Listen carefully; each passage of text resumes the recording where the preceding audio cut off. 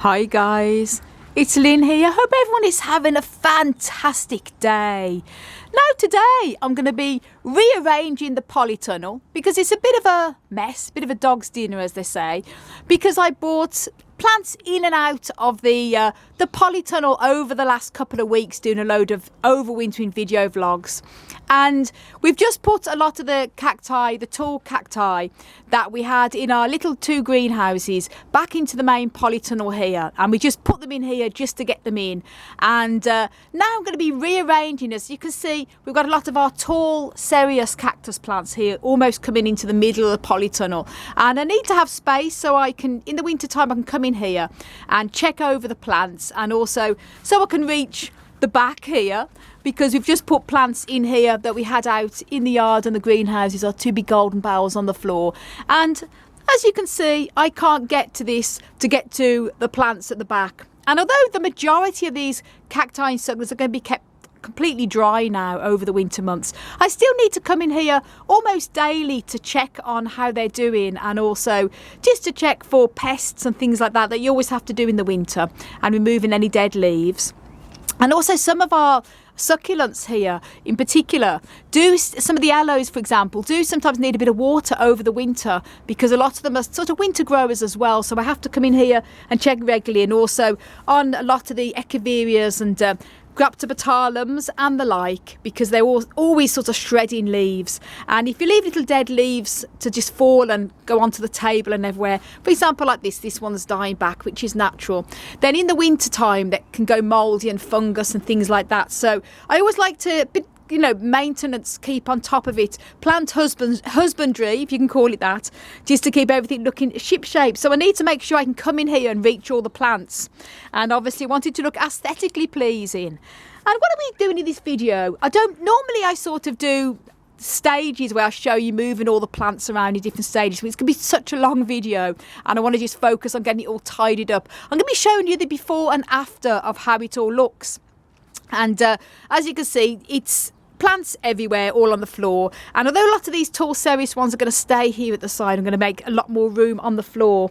And because we bought plants in from the house, this is where we had our euphorbias all on here and our big ones here. There's a lot of space. As you can see, there's trays free here, and these two trays are going to be completely free as well. I'm putting some plants onto there. And the little seedlings here, these are seedlings we're going to be keeping out in the polytunnel. A lot of these, there's space under there where I can put these on there, and I can dismantle that little table down to make a bit more space, and maybe rearranging this because it's a little bit untidy there, and giving the floor a good old clean. And these, as you see, we've got a lot of epiphytic cacti as well, some ripsalis. This is our zigzag, absolutely epiphyllum zigzag, packed with buds. It's a sort of a winter flower, so that's going to be amazing to see this blooming very soon. And also we have a lot of our Slumberjeeras that we have here hanging up in our polytunnel. I'm going to show you this other one in a minute. We've got loads of buds on the Slumberjeeras there. And my very old Slumberjeera, they're packed with buds, very exciting to see. And here I have a lovely cerisi pink flowering Slumberjeera truncata that's almost getting ready to flower. It's just going to, still a bit closed at the moment at the end, but that's going to open up probably in the next couple of days. Loads more buds. So these ones I do still have to keep lightly watered over the winter because they're epiphytes. And obviously I also need to make sure I can come in and reach all these too. So this is what I'm going to be doing this video, just rearranging a few things and showing you what it looks like after. And then once everything has been done and all put away and all in its right place, then in the next few days I'm going to do a complete tour of the cacti and succulents in the polytunnel, and also going to do a whole complete tour of all of the plants we have inside our house, because we have a lot of cacti and succulents inside the house and a lot more we bought in. And also we have a huge house plant collection. I've not done any house plant updates for months and months and months because I just haven't had a chance. But once I get it all tidied up and everything put in its right place, stay tuned for a load of update videos on houseplant collection, as well as the indoor other plants we've got, and a complete polytunnel tour. And that's our little heater there. This one, I'm often being asked what heater we use. Well, this is one by BioGreen. It's the BioGreen Phoenix. It's electric heater and it has lots of different settings. And I have to say, guys, it's amazing. We have it set so it comes on if the temperature in the polytunnel drops to about 41 degrees Fahrenheit, which is about 5 degrees Celsius. It never ever drops below that. And as soon as it drops that, the heater kicks on and keeps it staying no lower than that level. These are all the pretty much cold hardy plants that seem to do okay in this temperature, in that minimum temperature for winter.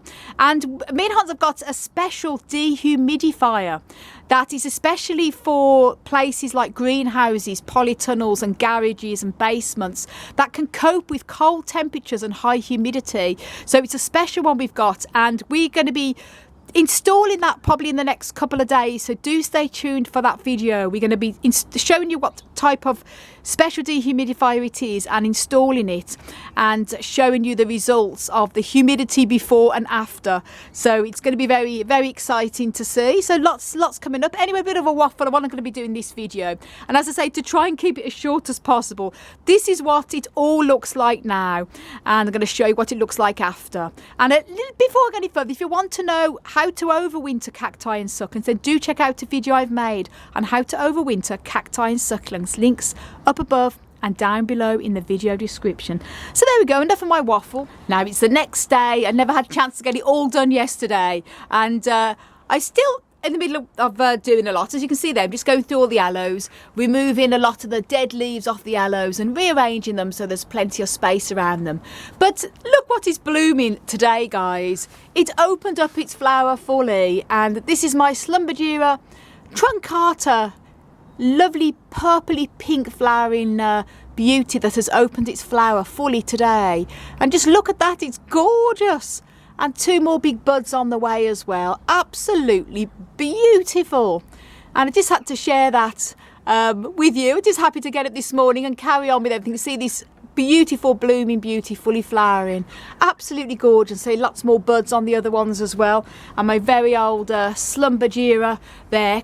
These plants are commonly called the Thanksgiving cacti and the Christmas cacti, and my orange Brazil one there, still in buds, a little bit behind. This one's always a bit slower to flower than the other ones. And now I'm going to carry on with pruning these aloes and the gasterias and the like, rearranging them all, and then I'm going to carry on then show you the final result, as I said. And I've been sort of rearranging some of the echeverias and the Graptopertalums and the like, as well, removing all the dead leaves off them, and also making a bit more space in between each one by rearranging them a little bit. I've took some of the very small ones into the house. They can go onto the windowsills. Bit more space around the plants helps with things like in the winter with the humidity, and that mould and fungus can form if you keep all the plants too close together. So gives a bit more air movement between them all. And that's it. So I've been very busy and rearranging a lot of things, which I'm going to show you the finished result after it's all done. Tra-la! That's it, all done and completely rearranged. And look how much more space there is on the floor, guys. I've got the polytunnel heater in the middle there, so if it has to come on if the nights drop cold, it will kick in. And as I say, we've got a dehumidifier we're going to be setting up in the next day or two. I'll probably even do that video tomorrow if the weather's okay, and we'll show you setting it up and the results of how it sucks out the moisture. And what I've done here is I obviously had a load of the very tall Trichocereus cacti, all sort of more or less coming right into the middle of the polytunnel. Well, I've put these here by the door here. These are mostly sort of Trichocereus scopolycola, Trichocereus pachanoi, and a few other types of different Trichocereus varieties. So that's pretty good there, all by the door. And more Trichocereus, a big Echinopsis there, a multi-headed one I've had for absolutely years.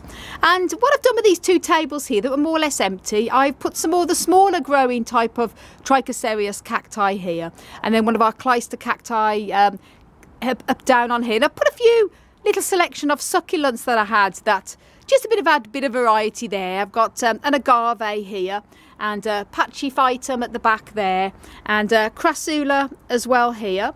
And one of our sort of golden monkey's tails, as they call it, the Clyster Cactus Hildewintera. And I've got some cuttings also from that plant at the bottom there. And then these are, say, all of our seedlings here, different types of cacti varieties. This is all different types of cacti, Trichocereus varieties here, except for this one, that's a little mammillaria, but different types of Trichocereus. And as I say, I haven't really changed anything else on these trays. These are still as they are. And what I'm going to be doing in the next few days, probably be a week or two when I get a chance, I'll do a complete cacti and succulent polytunnel tour and a bit of an early winter update coming up, so I won't give too much information on these. I can do that in the video, the update video. And here we've got some of our other seedlings, our epiphyllum seedlings up here. I put some sedums here by the door because these need to be kept watered regularly, so it's easy for me to come in and do that. Some more other types of Graptopertalums as well in the basket. These were all here before, so I haven't really done much with this. I've got one of our Rabutia here. This is the Rabutia perplexa, and that has the most beautiful pink flowers all in the summertime, so that's there as well. And got some of our very large aloes we've got here on the floor, and more little seedlings here. I've just sort of rearranged this a little bit so they look a little bit more tidier. And so they're going to get plenty of light and heat. It's actually starting to get dark now, guys, so hopefully this film will come out okay. It might be a little bit grainy, but I wanted to film it before the end of the day. These sort of more or less the same. Haven't really changed anything here. And these are mainly also for all our other hanging basket plants. We've got epiphytic cacti and a mixture of other ones on here. And as I said, the zigzag here, which is full of bud, that's going to be blooming soon. And one of our ripsalises as well there. And oh gosh, it's getting ever so dark, so hopefully you'll see this. And as I mentioned earlier, a selection of all of our succulents here, and echeverias, graptopertalums, and the like, all here. And I've rearranged the aloes a little bit here to make a bit more space. I've put some of the aloes there down onto the other plant stand we've got here, because the two shells were more or less bare, so I've put them down there and rearranged them so they're all going to get plenty of light for the winter, and a bit more, as I say, space between them, because it's always good to have a bit of ventilation going between them as well. My very big large epiphyllum pegasus that I've put here on a little stall, because it's a bit too large to hang up now. It's grown huge. And there's more Slumberjeeras, as you know. They're all of our punchers all at the back here. And this one is our puncher, Austrocylindra puncher salmion. It's been blooming for absolutely weeks. Just finished coming to the end of the blooms now. And as you can see, loads of they form little fruits which you can actually grow from grow the fruits into separate plants. So might save these and then sow them possibly in the spring. And some more, bit of a mixture of succulents. And I say I will do a proper whole tour. So one of us, as I mentioned earlier, the Slumberjeera, the lovely shocking pink, sort of like a fuchsia pink. Beautiful flower on that. Look at that, guys, and loads of buds on the way. So I probably, because there's only one flower, I won't make a separate video. When these open more, I'll probably do a little video on this one as well. And loads more buds on the way on our other ones, and more punchers and echinopsis and all that. So I haven't really moved any of this. This was all here before. But the big tall cacti here, I've moved these across. So there's obviously the floor is much freer now, and these big ones are at the back. So it's so much better, more type of tall cacti as well here. And that's pretty much it. So that's what I've done. I've been working really hard, guys. I'm pretty exhausted now, so I'm going to have a nice cup of coffee and put my feet up and relax for the evening. And I hope you enjoyed the before and after. And it's just so wonderful to make lots of space. And as I say, what I will do when I get more time, I'll do a complete houseplant tour and cacti succulent indoor tour.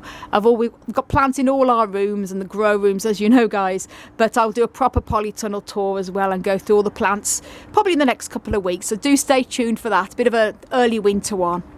So guys, thank you so much for watching. And if you want to know a little bit more on growing cacti and succulents, please do check my website, desertplantsofavalon.com.